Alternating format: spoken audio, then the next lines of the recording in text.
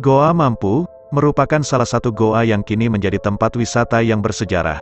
Goa Mampu terletak di Desa Cabeng, Kecamatan Dua Bocoe, Kabupaten Bone, berjarak 35 km dari Watampone, ibu kota Kabupaten Bone. Kawasan ini mudah dijangkau melalui jalanan beraspal. Goa Mampu terletak di lereng-lereng gunung yang dipenuhi dengan pohon-pohon besar. Goa Mampu mempunyai luas sekitar 2000 meter persegi.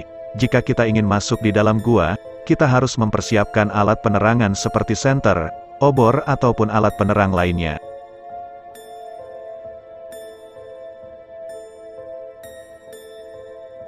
Gua Mampu mempunyai 7 tingkatan. Kejadian yang terjadi pada Goa Mampu diperkirakan sekitar 1013 sebelum Masehi, sebelum Islam masuk di Kabupaten Bone. Goa tersebut kerap dikunjungi warga lokal untuk liburan. Di dalam goa ini pula terdapat batu yang paling sakral dan dijadikan sebagai pertanda alam bagi warga setempat. Bagi penduduk setempat, goa ini diyakini sebagai sebuah pemukiman penduduk yang dikutuk menjadi batu oleh seorang raja yang berkuasa pada saat itu.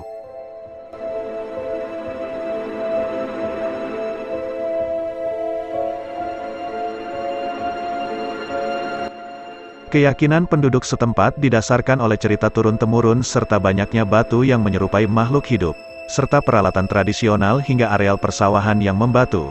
Berikut kisah singkatnya, yang berhasil dirangkum dari berbagai sumber. Pada zaman dahulu ada sebuah kerajaan, di mana di dalam kerajaan tersebut terdapat 7 desa, tetapi kerajaan ini ditimpa musibah yaitu dikutuk menjadi batu, yang disebabkan putri raja sendiri, sehingga di dalam Gua Mampu terdapat batu yang mirip dengan manusia dan binatang. Kerajaan ini disebut Kerajaan Mampu.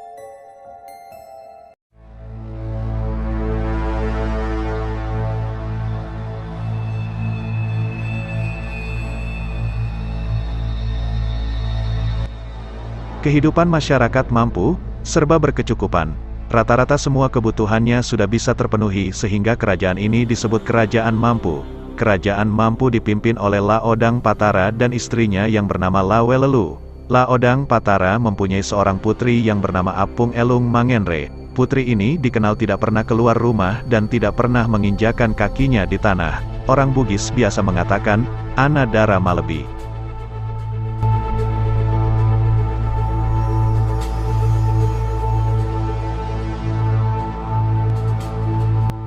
Menurut cerita, kisah seorang putri raja terkenal mempunyai kulit yang sangat putih.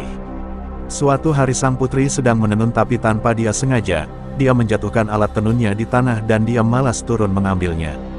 Putri pun berteriak dan berkata, "Siapa yang bisa mengambil alat tenunku di tanah? Jika dia laki-laki akan saya jadikan suamiku dan jika dia perempuan akan saya jadikan saudaraku." Tapi tak seorang pun yang mendengarkan teriakan sang putri, kecuali anjing jantan liar. Anjing jantan itu bernama Bolong Lasareweng. Anjing pun mengambilkan alat tenun sang putri yang jatuh di tanah.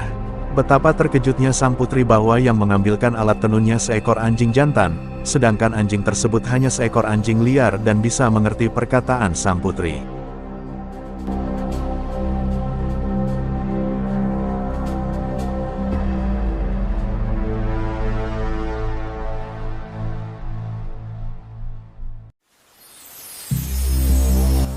Kemudian sang putri pun berkata, "Mustahil jika saya harus menikahi seekor anjing."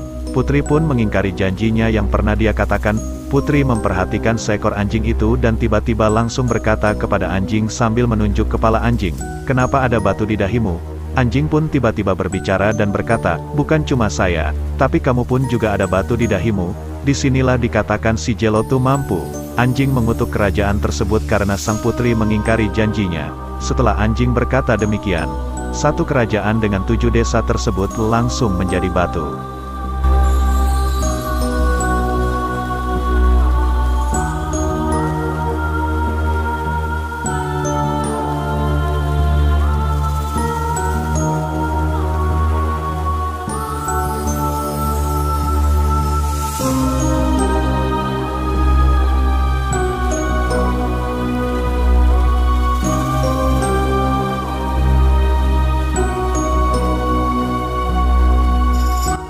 Itulah tadi kisah singkat legenda tentang Gua Mampu, yang dipercayai oleh rakyat suku Bugis, Kabupaten Bone.